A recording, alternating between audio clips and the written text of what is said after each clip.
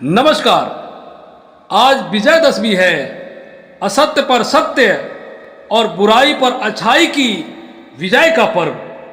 भगवान राम ने इसी दिन रावण का वध किया था और देवी मां दुर्गा ने 9 रात्रि एवं 10 दिन के युद्ध के उपरांत महिषासुर राक्षस का वध भी आज ही किया था।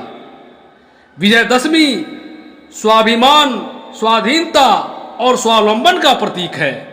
ऐसी मान्यता है कि इस दिन जो कार्य आरंभ किया जाता है उसमें विजय अवश्य मिलती है। भारतीय संस्कृति वीरता की पूजक है और शौर्य की उपासक। व्यक्ति और समाज के रक्त में वीरता प्रकट हो, इसलिए दशहरे का उत्सव मनाया जाता है। विजयदशमी हमें अपने जीवन में लक्ष्य प्राप्ति एवं विजय प्राप्ति के प्रति सतत संघर्षशील बने रहने की प्रेरणा देती है। हम इतनी मेहनत करते हैं, जी जान लगा देते हैं, फिर भी कामयाबी नहीं मिलती। सफलता की देवी हमसे दूर दूर क्यों रहती है? कहाँ चूक हो जाती है? इस प्रश्न का उत्तर छुपा है राम की शक्ति पूजा में, महाप्राण निराला के पदों में। राम की शक्ति पूजा महाप्राण निराला की एक अद्भुत कविता है। राम मां दुर्गा की पूजा याचना करते हैं, मां दुर्गे की आराधना करते हैं। राम की शक्ति पूजा कविता की भाषा भी अद्भुत है और कहानी भी। और आज विजयदशमी है, मौका भी है और दस्तूर भी। तो आइए सुनते हैं महाप्राण निराला के शब्दों में राम की शक्ति पूजा। राम की शक्ति पूजा का प्रसंग उन दिनों की कथा से है जब राम और रावण के बीच अंतिम युद्ध चल रहा था। बराबरी की लड़ाई थी। रावण तीनों लोगों का विजेता तो राम 16 कलाओं के स्वामी। एक धरती का सबसे महान क्षत्रिय और दूसरा विश्व का सबसे विद्वान ब्राह्मण। न ये कम न वो कम। युद्ध में एक ऐसा भी मोड़ आया जब राम के अस्त्र शस्त्र रावण पर बेअसर होने लगे। रवि हुआ अस्त ज्योति के पत्र पर लिखा, अमर रह गया राम रावण का अपराजेय समर। राम के शिविर में हलचल सी मच गई।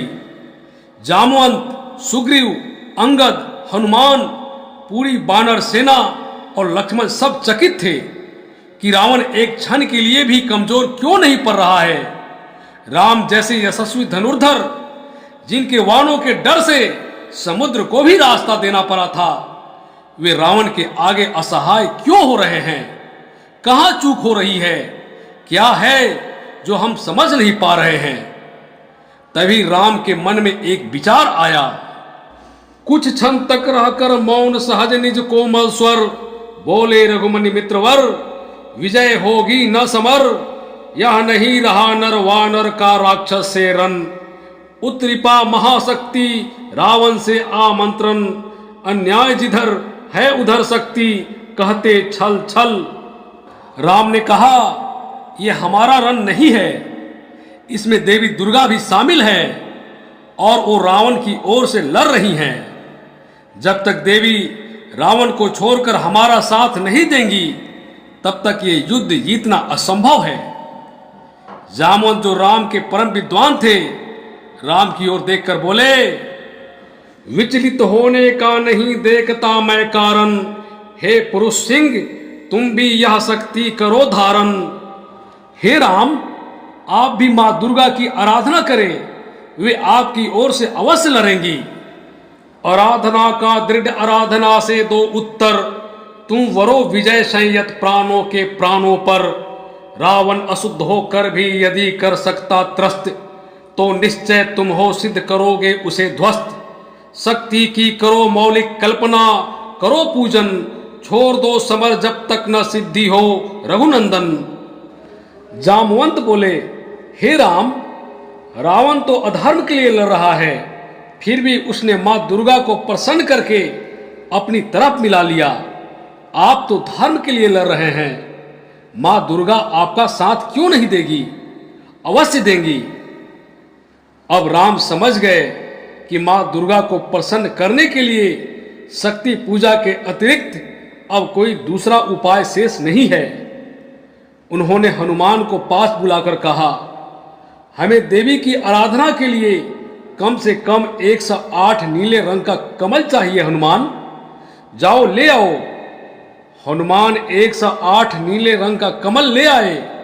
श्री राम ने शक्ति पूजा आरंभ कर दी। मंत्रोच्चार के साथ राम एक एक कमल देवी को चढ़ाते गए। पूरे 5 दिन बीत गए राम को पूजा पर बैठे हुए। क्रम क्रम से पार राघव के 5 दिवस, चक्र से चक्र मन बढ़ता गया ऊर्ध्व निर्लस। कर जब पूरा कर एक चढ़ाते इंदिवर, निज पुरस्चरण इस भांति रहे है पूरा कर। राम की शक्ति पूजा अनवरत चलती रही और जब अंतिम कमल चढ़ाने की बारी आई तो देवी मां के मन में विचार आया कि राम क्या सचमुच मुझे प्रसन्न करना चाहते हैं? क्या उनका संकल्प सचमुच अचल है? ये तो तभी पता चलेगा जब मैं राम की परीक्षा लूं। रात्रि के दूसरे पहर में अचानक देवी मां ने अंतिम कमल गायब कर दिया। रह गया एक इंदिवर मन देखता पार, प्रायः करने हुए दुर्ग जो सहरसार। दवी प्रहर रात्रि साकार हुई दुर्गा छिप कर, हंस उठा ले गई पूजा का प्रिय इंदिवर। राम ने अंतिम कमल चढ़ाने के लिए हाथ बढ़ाया तो उनके हाथ कुछ नहीं आया। यह अंतिम जब ध्यान में देखते चरण युगल, राम ने बढ़ाया कर लेने को नीलकमल। कुछ लगा न हाथ, हुआ सहसा स्थिर मन चंचल। ध्यान की भूमि से उतरे खोले पलक बिमल। राम व्याकुल हो गए। कमल कहीं दिखाई नहीं दे रहा था और पूजा का समय निकला जा रहा था। शक्ति पूजा भंग होने का अर्थ था मां को प्रसन्न करने की जगह मां को क्रोधित कर देना। ये राम के लिए जीवन मरण का प्रश्न था। लेकिन आधी रात को वे कमल कहां से लाए?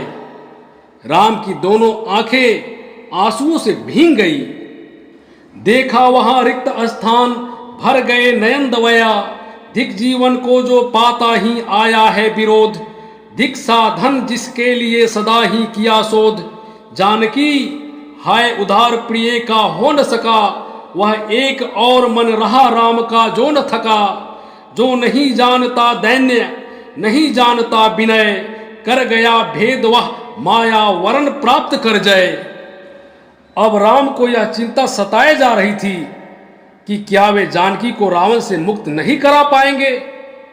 क्या वे वचन अधूरे रह जाएंगे जो स्वयंवर में जानकी को दिए थे कि सुख हो या दुख, यश हो या अपयश, मैं हमेशा तुम्हारे साथ रहूंगा। अचानक संकट की इस घड़ी में राम को कुछ याद आया। यह है उपाय कह उठे राम। जियो मुद्रित घन, कहती थी माता मुझको सदा राजीव नयन। राम को याद आया मां कौशल्या प्यार से उन्हें राजीव नयन कहकर बुलाती थी। राजीव यानी कमल, राजीव नयन यानी कमल जैसी आंखों वाला। राम ने उसी क्षण ये निश्चय किया, 2 नील कमल है शेष अभी, यह पुरस्चरण पूरा करता हूं देकर मात एक नयन। राम ने कहा, कमल नहीं तो क्या हुआ, मेरी आंखें तो है। मैं मां दुर्गे को अपनी आंखें निकालकर मां के चरणों में चढ़ा दूंगा। कहकर देखा तुनीर ब्रह्मशर रहा झलक। ले लिया हस्त लक लक करता वह महाफलक। राम ने अपनी तुनीर से एक लपलपाता हुआ तीर निकाला और चले अपनी आंखें निकालकर मां देवी को चढ़ाने। तीर आंखों में धंसने ही वाला था कि मां दुर्गे कह उठी, साधु साधु साधक धीर धर्म धन धन्य राम।